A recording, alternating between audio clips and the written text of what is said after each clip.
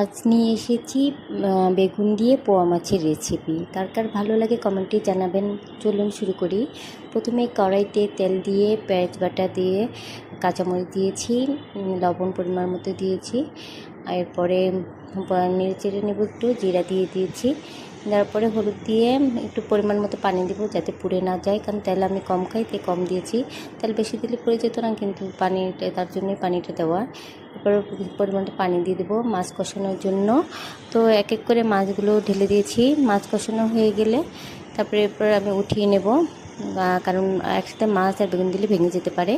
আর মাছ উঠিয়ে এবার বেগুনগুলো দিয়ে দিয়েছি। বেগুনে কিন্তু পানি পরিমাণ কম লাগে, তাই আপনারা পরিমাণ মতো দিবেন, বেশি দিবেন না।